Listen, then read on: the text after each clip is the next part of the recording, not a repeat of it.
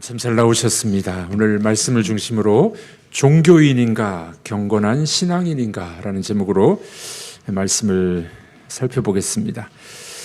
강덕영 장로님이라는 분이 있는데 그분이 종교개혁지를 다녀오고 난 다음에 종교인, 겉모양만 번지르한 종교인과 그리고 경건한 신앙인의 차이점을 이렇게 기록한 글이 있었습니다. 여러분들 이제 유럽에 가보면은 유럽 전체는 거의 기독교 국가이죠. 카톨릭이나 아니면 개신교 국가들이었는데 그런데 지금은 이제 교회들이 많이 문도 닫았고 또 교인도 별로 안 되는 그런 이제 교회 나라들이 많이 있습니다. 우리나라는 이제 11조가 헌금의 대부분이잖아요. 11조 헌금으로 이렇게 교회가 운영되고 또 목회자들 사례를 주는데 유럽의 기독교 국가들을 보면 이제 종교세를 냅니다. 거기는 이제 세금에 아예 종교세가 있어서 목회자들의 사례를 그 종교 세금으로 주게 됩니다. 또 많은 큰 교회들이 이제 매물로 나오고 심지어는 이제 술집과 식당으로 팔리는 그런 모습을 보면서 이 강덕영 장로님은 종교인으로 살아가는 삶은 이런 것이구나. 종교는 기독교라고 이야기하는데 신앙생활은 하고 있지 않는 그런 모습, 그런 것을 충격을 받았다고 합니다. 그런데 이 장로님 댁에 한 번은 이제 미국의 할머니가 방문을 했다고 합니다. 이렇게 세련되지도 않고 또 가난해 보이는 촌스러운 그런 60대 후반의 할머니인데 장로님 댁에서 이제 기거하기로 하고 오셨는데 전화가 너무 많이 온다는 거예요. 한국의 유수한 대학의 교수들로부터 전화가 오는 겁니다. 그래서 이 장로님 댁에 며칠을 묵으려고 했는데 이 전화가 온 교수들이 다 자기 집으로 초대를 하는 거예요. 그래서 할머니가 아주 난감한 표정을 지었다고 합니다. 나중에 결국 인천의 모 대학의 교수가 모셔갔는데 할머니에게 물어봤답니다. 당신은 왜 이렇게 인기가 좋냐고. 그랬더니 이제 엘라바마 주립대 근처에서 살고 있는데 이 할머니는 슈퍼마켓을 운영하는 분이었다고 합니다. 그 슈퍼마켓에서 돈을 벌었는데 이 번 돈으로 유학 온 한국 학생들만 하숙을 시키고 먹을 걸 주면서 성경을 가르쳤대요. 그래서 유학 온 학생들에게 이제 신앙을 가르치고 믿음을 가르치고 난 다음에 이제 유학을 끝나면 한국으로 다시 돌아왔잖아요. 이분들이 이제 대학교 교수가 대부분 된 겁니다.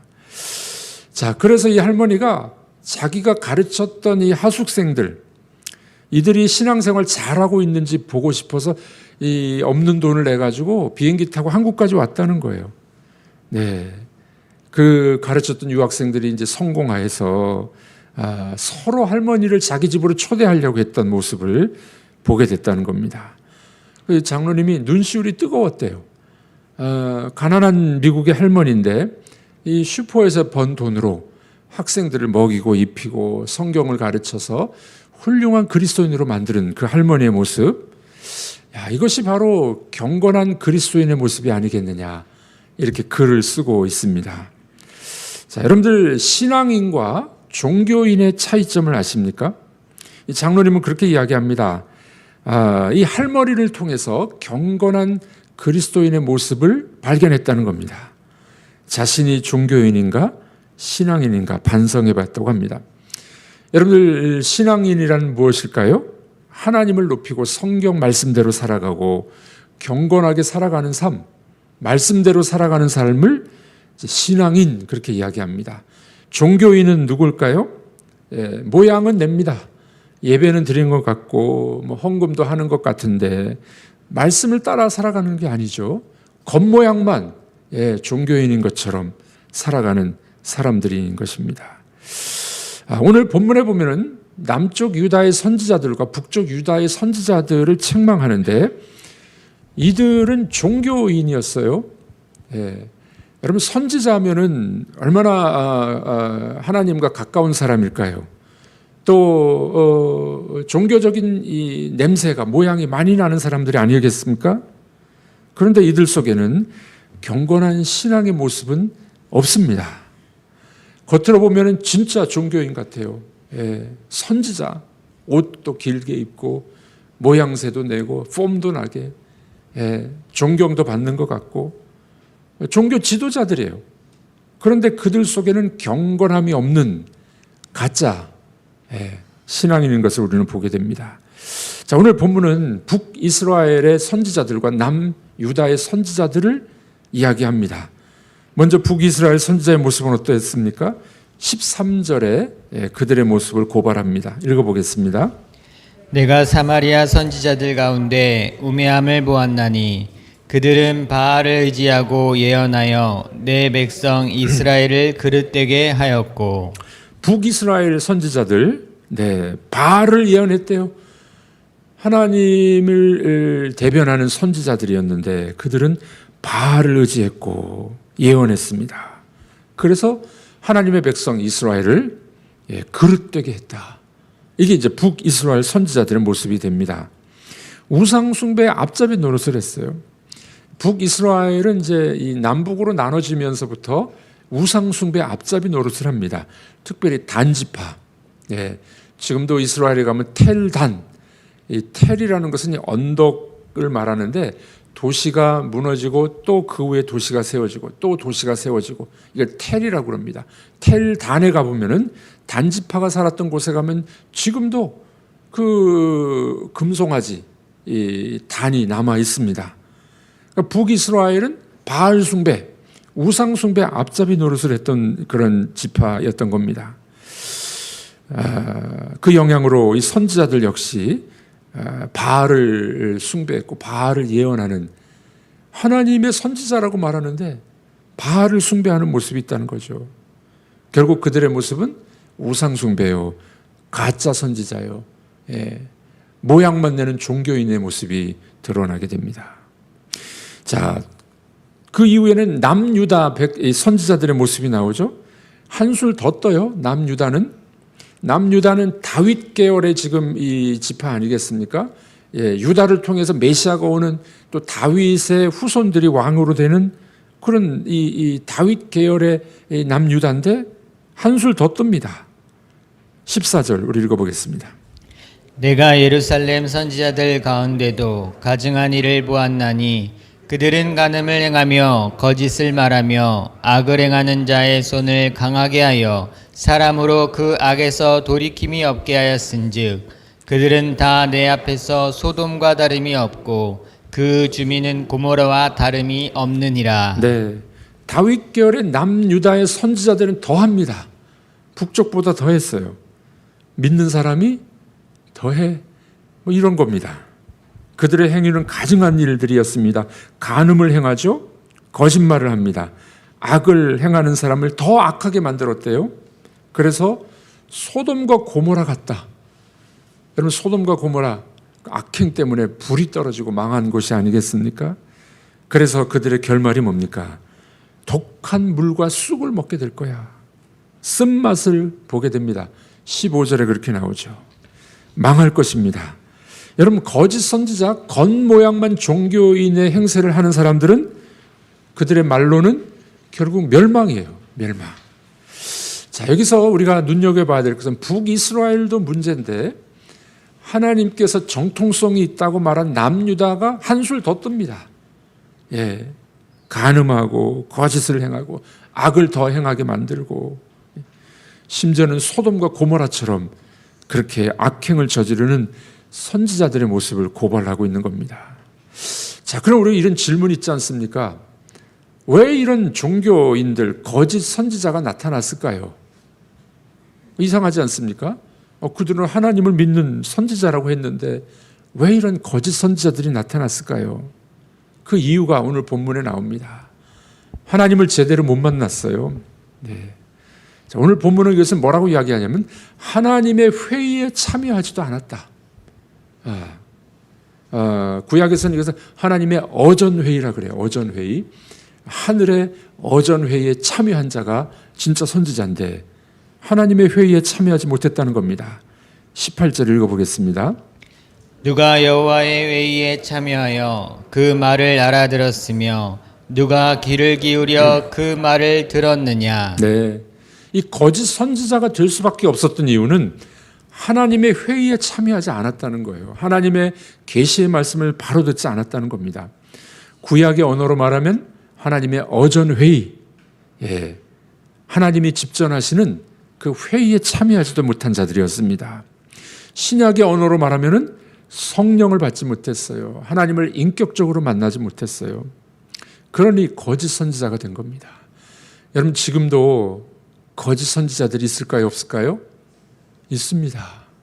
이단들, 또 하나님의 말씀을 가감없이 전하지 않는 한쪽만 전하는 사람들, 하나님을 인격적으로 만나지 못한 목회자들 있을 수 있다는 겁니다. 종교인의 행세는 할 수 있어요. 설교도 할 수 있어요. 그런데 그의 삶과 열매를 보면은 하나님을 제대로 못 만난 겁니다. 우리 그리스도인들도 그런 사람들이 있지 않을까요? 네, 우리 예배는 드립니다. 신앙인인 것 같긴 한데 하나님을 제대로 만나지 못한 사람, 하나님의 회의에 참여해 봤느냐, 하나님을 인격적으로 만났느냐, 그러지 못한 사람들은 종교인이 될 수밖에 없다는 겁니다.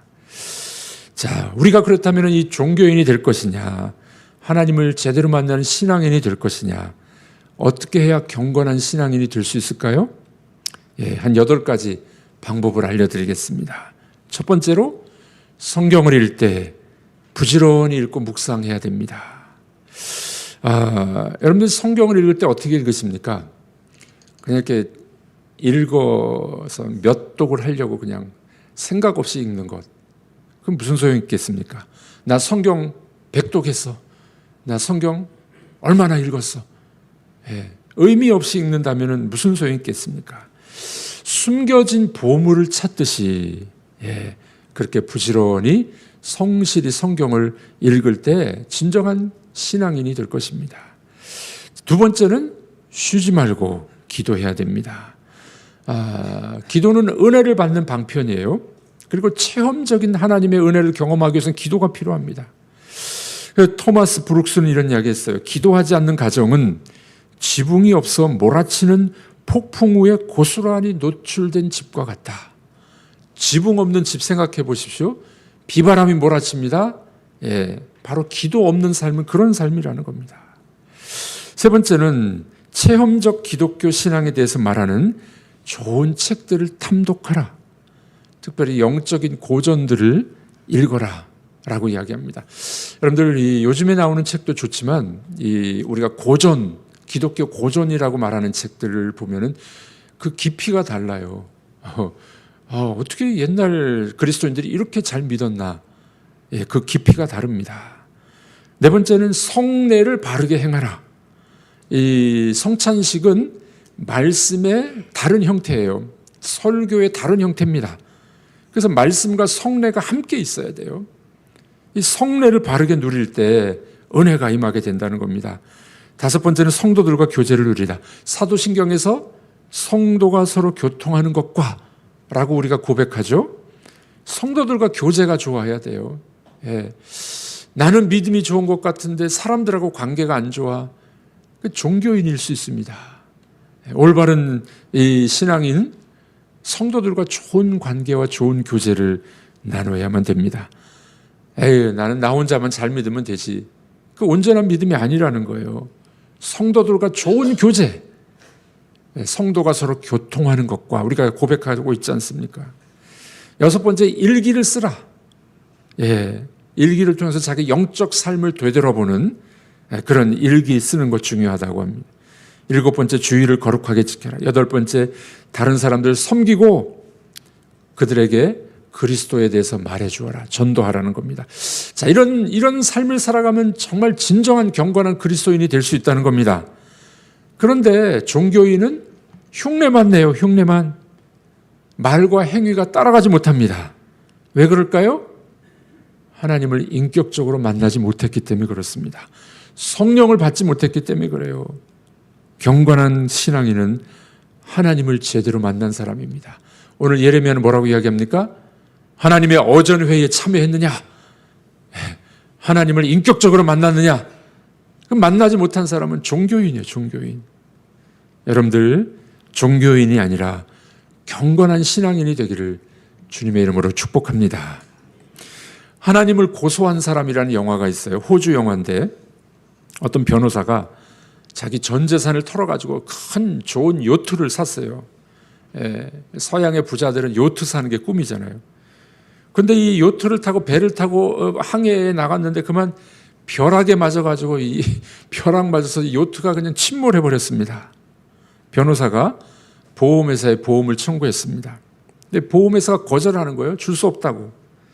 벼락 맞아서 침몰한 배는 천재지변이기 때문에 보험회사 책임이 없다는 겁니다. 이 법률적인 용어로 천재지변, 불가항력은 영어로 이렇게 표현합니다. Act of God.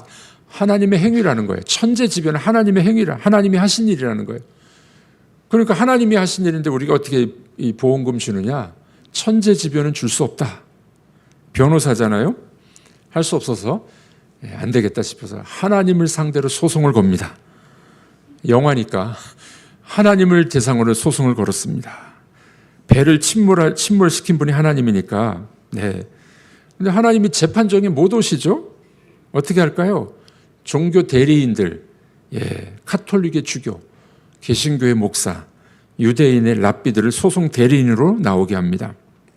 재판을 하다가 어느 날 이 변호사가 교회 앞을 지나가다가 옛날 어렸을 때 교회를 다닌 생각이 기억이 났어요. 교회에 들어가서 잠깐 기도를 하는데 기도하는 중에 하나님을 만났네. 하나님을 만난 겁니다. 그래서 이 변호사는 소송을 취하합니다. 주변 사람들이 물어보죠. 아니 왜 소송을 취하했냐고. 물론 나는 전 재산을 잃어버렸습니다. 그런데 그것은 하나님을 만난 것에 비하면 아무것도 아닙니다. 그래서 나는 재판을 취하했습니다. 여러분 자기 전 재산을 투자한 요트보다 더 크신 하나님을 만났길래 그는 재판을 취하하고 그 감격 때문에 신앙인이 됐던 겁니다. 여러분들 재산을 기꺼이 포기할 줄 아는 마음, 그게 정말 신앙인입니다. 그게 정말 신앙인이에요. 여러분들 우리는 어떤 모습으로 살아가고 있습니까? 종교인으로 살아갑니까? 흉내는 낼 수 있습니다. 그러나 진정한 경건한 그리스도인은 하나님을 제대로 만나야 됩니다. 예레미야 말로 의하면 하나님의 회의에 참여했느냐? 하나님을 인격적으로 만나느냐? 그분의 말씀을 들었느냐? 여러분 오늘 하루가 그런 삶이 되기를 바랍니다. 하나님을 인격적으로 만나시고 말씀을 내 삶 속에 실천하셔서 진정한 경건한 그리스도인이 되기를 우리 주님의 이름으로 축복합니다. 기도하겠습니다. 하나님 아버지, 북이스라엘의 선지자들, 남유다의 선지자들, 종교인의 행세는 했지만 그들에게 진정한 믿음이 없었습니다. 하나님의 회의에 참여하지도 않고 하나님을 만나지도 못한 선지자들이었습니다. 하나님, 이 말씀을 우리가 들으면서 우리들은 하나님을 인격적으로 만나기를 원합니다. 성령이 충만하기를 원합니다. 그래서 경건한 하나님의 사람으로 살아가게 하여 주시옵소서. 예수님의 이름으로 기도하옵나이다. 아멘.